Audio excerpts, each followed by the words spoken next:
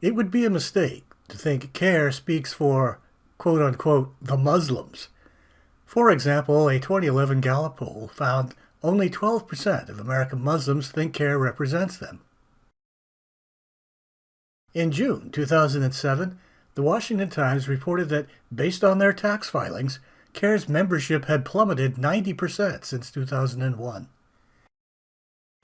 This is the untold story and the myth that CAIR represents the American Muslim population, said Zuhdi Jasser. They only represent their membership and donors. While CAIR originally disputed the Times report, accusing the Times of comparing apples and oranges and of having a vendetta against CAIR, its attorneys later invoked it to claim that its status as an unindicted co-conspirator in a Hamas support case was hurting the group's image. CAIR is not the Muslims. They are an amateurish, self-promoting organization that harasses Muslim women at work. This is not going to ingratiate them with anybody. Recently, CAIR held a march sponsored by over 130 different organizations. Only about 1,000 people showed up. There are several cases and numerous broadcasts where CAIR has offered a reward for information leading to the arrest of someone who hurt a Muslim. CAIR is offering an additional $5,000 for information leading to an arrest and conviction in this case. The Colorado chapter of the Council of American Islamic Relations is offering $10,000.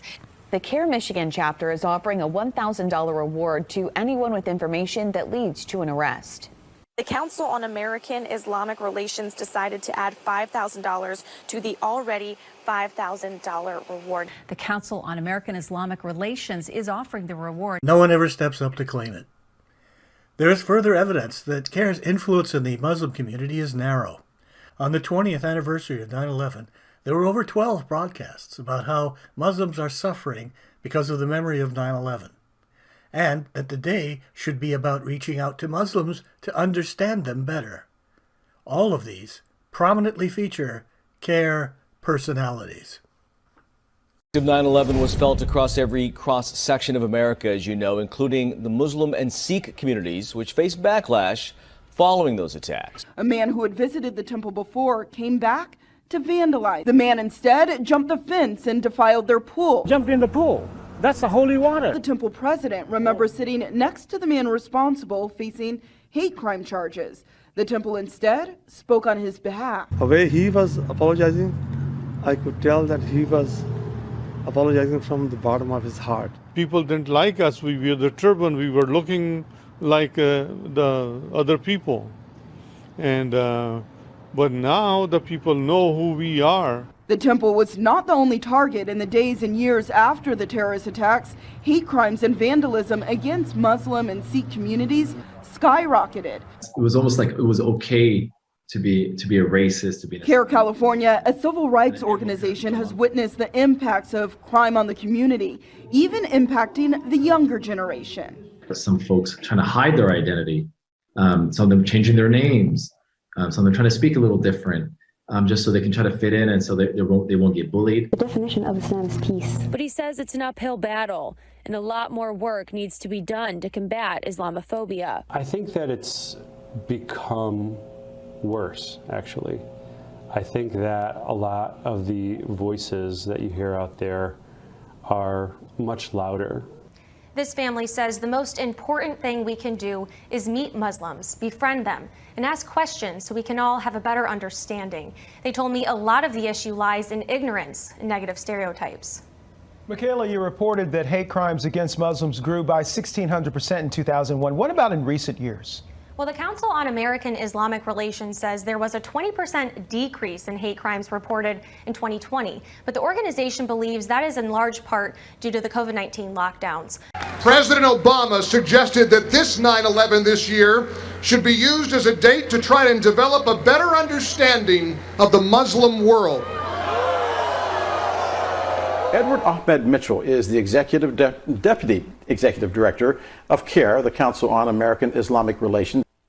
Well, look, there's only one Islam, and it's all light. I'll put it that way. Al-Qaeda's behavior does not represent any side of Islam any more than the KKK's behavior represents a side of Christianity. What Al-Qaeda did and what these extremist groups do does not represent the religion of 1.5 to 1.9 billion people around the world. Are Muslim Americans worse off or better off after September 11th, 20 years later?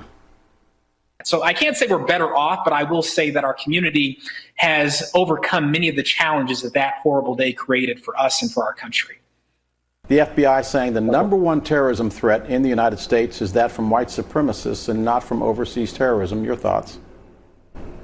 Well, I'm glad the FBI has realized that because we've been saying that for years. 9/11 obviously was the worst terrorist attack in our nation's history, but we have to remember the Oklahoma City bombing, Eric Robert Rudolph's attacks happened just before that, and we've seen right-wing attacks happen over and over again in the years since 9/11. It is a pervasive, persistent threat, and we saw that right-wing extremists got closer to toppling a branch of our government than any Muslim extremist group has ever gotten. So absolutely, that is the number one threat facing our country in terms of domestic extremism, and our government should act accordingly. We should not be singling out people of color or Muslims for attention when we are not the main threat or a threat at all facing our country. No way. Holy mofo, what is that though? Mom, it's like maybe it was just an explosion or something? Yeah. Did you hear what I said about it maybe not being a bomb? Because like it's up high, Mom. It's unbelievable, it woke us up. We're freaking videotaping it. Yeah. I have no clue what it is. There's just black smoke. And what looks like paper, but unbelievable. You just watch the news, dude. It's all over. It's on the news. Moments ago, something believed to be a plane crashed into the tower of the World Trade Center. Oh my God! I just saw flames inside. You can see the smoke coming out of the tower. We have no idea what it was. It was a tremendous boom. Assalamu alaikum and greetings of peace, everyone. This is Hussein Shabazz, National Research Coordinator at CAIR National. Today's topic is about CAIR's school resource document. 2 weeks ago, CAIR issued a school resource document. CAIR's recommendations can be summed up succinctly. Islam has nothing to do with 9/11. CAIR designed the school resource CAIR's document reliable sources include the Southern Poverty Law Center, Al Jazeera, CNN, and CAIR themselves. Reliable sources. For example, avoid using inaccurate and inflammatory terms such as Islamic terrorists, jihadists, or radical Islamic terrorists. We wouldn't want that with any other faith. We wouldn't want saying Christian, we don't hear Christian terrorists, for example, in classroom, right? And so it's a double standard, and we wouldn't want that with any other faith, right? And so there's nothing Islamic about terrorism, right? There's nothing radical about Islam, and so it's really important to stay away from these terms because it brings up a lot of the old Orientalist tropes about Islam and Muslims and associates it with terrorism. Number 9, when discussing the aftermath of the 9/11 attacks, the invasion of Afghanistan, Iraq, the Iraq War, and Guantanamo Bay also include the discussion of bigotry and hate crimes that impacted Sikh Americans, Muslim Americans, Arab Americans, and other minorities in the days, months, and years after the attack. 9/11 is treated like a natural disaster, not a declaration of war, and it had nothing to do with Islam. It was hate, not religion, that motivated the horrible acts of September 11th. Plenty has changed in the years since that day in 2001. But many in the Muslim American community are still dealing with the fallout. It got pretty bad for Muslim people. It was just a huge influx of terror. CAIR Director Zainab Chaudhry agrees. Because obviously, as news started coming out that the identity of the attackers, the hijackers, was they were Muslim and they were Arab, there was an immediate kind of a sense that this was going to lead to backlash within. The Council on American Islamic Relations is a nonprofit that works to promote a positive image of Islam and Muslims in America through education and advocacy. In the year following 9/11, there were over 1,700 anti-Muslim incidents that were reported to the organization. Today, 2 decades have gone by since the attack, and the organization is still working tirelessly to make sure the Muslim voice is represented without living in suspicion or fear. And I remember I was in my first year of pharmacy school at the time. My father had called me on my cell phone, my new cell phone, and he said, just take off your hijab. And I remember the confusion and the uncertainty of that specific moment. Despite the ongoing bias towards Muslim Americans, I'm told seeing names on the big stage like Congresswoman Ilhan Omar gives reassurance and hope. That base, obviously. Oh my God! Oh my God! Oh my God! What? Oh my God! It's terrorist activity! What do we do?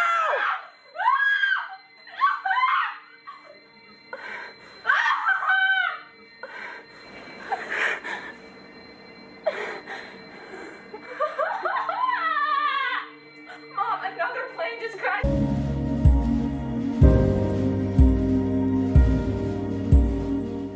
September 11 has been a tragedy that we will never forget.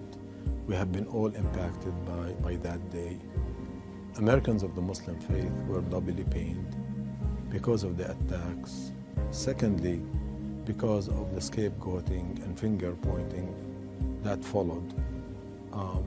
And that stayed with us until now. From the hate crimes, the backlash in terms of discrimination, threats against Muslims or those who appear to be Muslims. As an organization, CAIR documented about 1,700 cases in the aftermath of September 11th. One of the first victims of the backlash was a Sikh man in Arizona. He was killed because he appeared to look like a Muslim with a turban and a beard.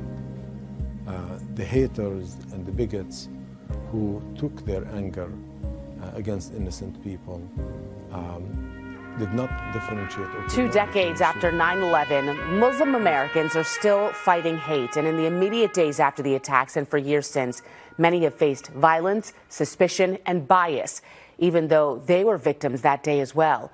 Swastika that was painted here.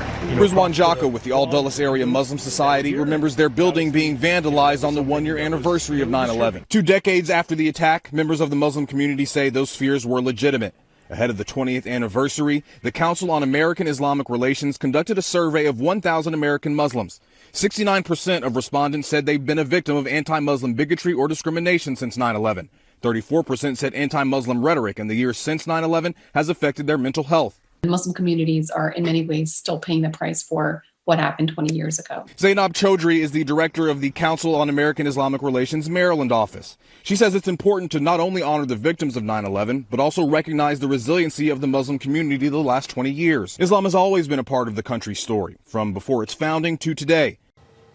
Well, the two most pertinent calls are the last two calls. The first call was when I heard on the radio in my car that the World Trade Center had been struck by a commercial aircraft. So I was able to get home quickly, called Frank. He picked up, we spoke, and the first thing he said to me, he said, if you think we got rocked in 93, he said this was 10 times worse. He said, Kimmy, I got thrown from my chair to the floor. He said several of my colleagues are over at the window watching people jump to their death. He says, I can't go to the windows. I'm like, Frank, you need to get out of there. I'm like, go get a coffee, go down. I said, if it's safe, you can come back. But as I was speaking with him, he was a little bit distracted, and I could hear the voice, the intercom in the background from the Port Authority. And it was saying very clearly, World Trade 2 is secure, and everyone in World Trade 2 is to remain in their offices. And Frank said, did you hear that? I said, I did. I said, I still want you to leave. I said, best case scenario, your windows are going to shatter. He said, Kimmy, you need to call my mom, tell her that I'm okay, call your mom, and I'll talk to you soon. He says, just call them and tell them it's not my tower and I'm okay. So I hung up the phone, and as I was calling his mom and my mom, I have a girlfriend who called me on call waiting, and she said, "Kimmy, are you watching the TV?" And I said, "No." And she's like, "Frank's tower was just hit." And she said, "I'm coming over." And she arrived at the house. She lived nearby me in Englewood, New Jersey, and she was with me when Frank made his last call. And he called me at 9:22 a.m. And he said, "You need to listen carefully, sweetie." He says, "I've gone up to the rooftop and the rooftop doors are locked." He said, "There's several of us. We're on the 87th floor and we're trapped, and it's getting difficult to breathe." And I could hear a lot of movement, a lot of commotion. I could hear glass breaking in the background. I assumed it was for a fire extinguisher or something. And Frank said, "I know you know this, but I need to tell you. Promise me you tell Zoe and Garrett every day for the rest of their lives how much their papa loves them." He says, "But right now I need your help. You need to call 911. You need to tell them that we're trapped on the 87th floor and there's a lot of us here." So he hung up the phone, and that's the last time that we spoke. I mean, I didn't even realize he was saying goodbye until the building had collapsed, 35 minutes later. I mean, he was so courageous for me, and I was able to call 911 and, explain where they were. And I still had hope. And I'm like, if anyone can get out of this building, it's Frank. I feel blessed that I got that call and that he got to tell me and the kids how much he loved us and that he was trying to get out up until the very last second. 2 decades later, many Muslim Americans say they still get treated differently after the terror attacks. The Council on American Islamic Relations is a nonprofit that works to promote a positive image of Islam and Muslims in America. That's through education and advocacy. In the year following 9/11, volunteers say more than 1,700 anti-Muslim incidents were reported to the organization, and today they feel it's still an uphill battle. We follow a beautiful religion, and nobody should ever be allowed to take that away from us. Members of the nonprofit hope the moments of fear and suspicion they've gone through can turn into opportunities for discussion and education in the future. And they hope their children never experience the hatred they say they faced. Hello? We're looking at financial center. 2 cleaners, 2 broken windows.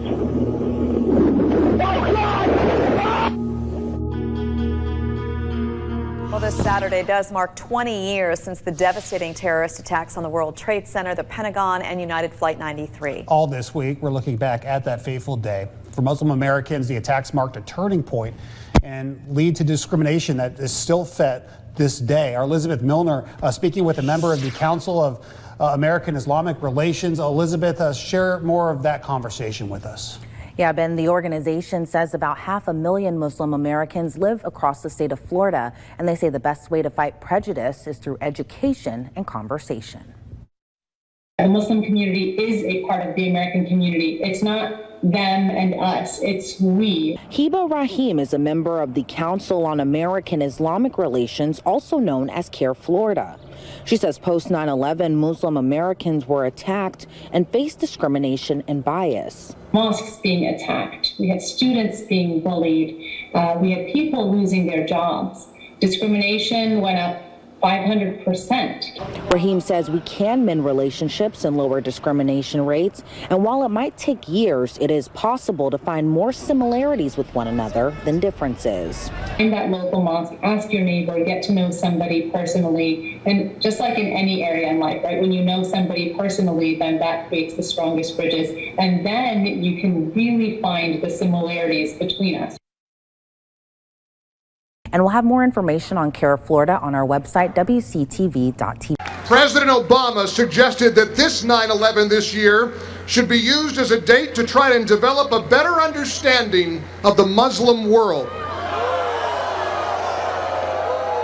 And as we know, 9/11 changed the lives of Americans everywhere. One group particularly impacted was Muslim Americans. Yeah, many of them became the target of Islamophobia, racist attacks in the days and months after 9/11. Experiences like these forced Muslim Americans to speak up for themselves. For the first time ever, we saw political activism with Muslim Americans. There's been a huge momentum of saying, look, we need to be at the table. We need to be amongst the policyholders.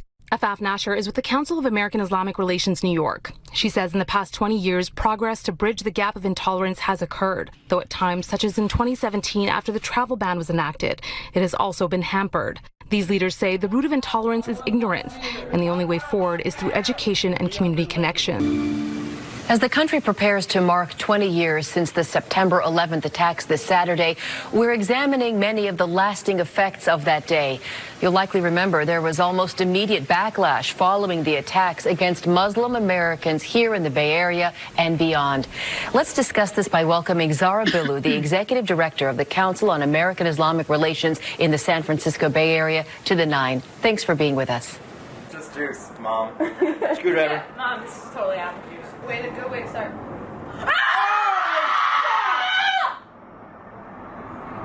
Oh! Oh my god! Oh my god! Meg, just hang on. No. So cute. Oh, look at the window. Shut the window, shut the window. Thanks for joining us for the news at 5. Our top story tonight, Austin police increasing patrols around mosques in the city after vandals targeted an Islamic center back on Saturday. Now the largest Muslim civil rights group in the country and Austin's civil rights office are working together to educate the community. Outside the Islamic Center of Greater Austin, this bloody pig head mask with a hateful message is now gone. First discovered on the 20th anniversary of the September 11th terrorist attacks. Someone from, I believe, Capital Metro had spotted it and given the mosque a call. William White with the Council on American Islamic Relations says they immediately called Austin police, who within an hour let us know they were opening an investigation into it. I was almost disappointed. When Zohaib Qadri heard about the pig mask and anti-Muslim sign, it took him back to what he calls the 9/11 days, when he lived in New York City after the September 11th attacks. I was called, a terrorist, raghead, towelhead, a lot of various slurs. White says while he is no stranger to these hate incidents, they are still heartbreaking every single time. This was done intentionally on September 11th, intentionally in front of a Muslim house of worship, intentionally to divide us as a society. This is something that's truly troubling and something that, of course, everybody in the community is really shaken over. Unfortunately, in Austin, we've had other incidents of anti-Muslim hate crimes happen. We hope that this incident will be investigated as a hate crime, which I believe it's so obvious and clear that that's exactly what it is. And I hope law enforcement continues to put all resources behind it to catch the perpetrators. Is a harsh reminder of the Islamophobia felt by local Muslims in the wake of the terrorist attacks 20 years ago. But it didn't deter this community from marking the day by helping others. A COVID vaccination drive and soup kitchen still went on at the North Austin Muslim Community Center Saturday afternoon. Today is a national day of prayer and a national day of service. We are doing our patriotic duty, which is serving the larger population. Faizan Sayed, Executive Director of the Austin chapter of the Council on American Islamic Relations, has a message for whoever's responsible for this. You are doing a disservice to this country and to the victims of September 11th through this ugly hate crime that you've done. Shame on you. The Austin chapter of the Council on American Islamic Relations, or CAIR, called for a major response to this. Not only do they want local police investigating, which they are, they're also calling for state and federal investigators. We were holding a national day of service and remembrance by doing a free COVID vaccine drive, giving away diapers, and providing hot meals to those who are needy.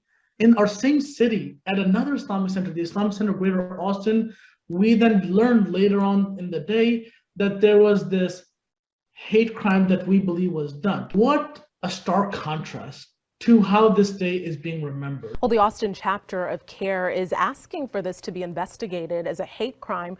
Well, APD's Hate Crimes Review Committee is looking into the incident, but in order for this incident to be filed under the title of a hate crime, APD officials tell us another crime has to be identified as well. A violent attack on board a flight to Detroit. The victim allegedly targeted because she's Muslim. It happened on the anniversary of 9/11. And this is a pretty incredible story. The woman told her to shut up and then called her an effing Muslim terrorist and hit her. That's her, an out-of-control passenger on board a Spirit flight from Atlanta to Detroit on the anniversary of 9/11. It's actually a physical strike to her face. The woman told her to shut up and then called her an effing Muslim terrorist and hit her. Daoud Walid with the Council on Islamic American Relations says she actually touched her more than one time, and it happened on 9/11. As the plane taxied to the gate Saturday, Aisha Tori was sticking up for an elderly woman whose bag fell on the suspect. It turned into a tirade against Tori, who was wearing a headscarf, then got physical before a flight attendant jumped in. It makes me sad that it happens, but I'm not totally surprised. A local woman is now charged for allegedly berating a Muslim woman on the anniversary of 9/11. Count 1 is ethnic intimidation. Count 2 is assault and battery, also known as count 2 is assault and battery, and count 3 is a disorderly person. She was very happy that this went the way that it did. She's very pleased with these charges. I think everything that she said she meant. She calls me a lot of derogative names. She cussed my entire family out. She talked about my husband. She went off the entire rant. Daoud Walid, who runs CAIR, the Council on American Islamic Relations, is now representing Tori in a potential civil suit. She's not hurt, but emotionally scarred. Walid says this is the second anti-Muslim motivated crime in our area to happen on 9/11. They're looking into a situation outside of Flint where a mosque was vandalized, the sign etched off and lights broken. CAIR is offering a $1,000 reward for information on whoever did this. There are some people who see on the 20th anniversary of the tragedy of 9/11 that they look at their fellow Americans as somehow being enemies. She cussed my entire family out. We're very pleased to see that Kim Worthy's office took this so serious. We've actually seen an increase of hate crimes against Muslims since 2016, and even on the day of that this took place, which was the 20th anniversary of the 9/11 attacks. And it happened on 9/11. All of this happening on the 20th anniversary of 9/11. Ladies and gentlemen, the message here, what's important here, is the words on the top. Say, never forget. Never forget. Never forget. Never forget. Yes, never forget. Because there will be efforts to get you to forget, made by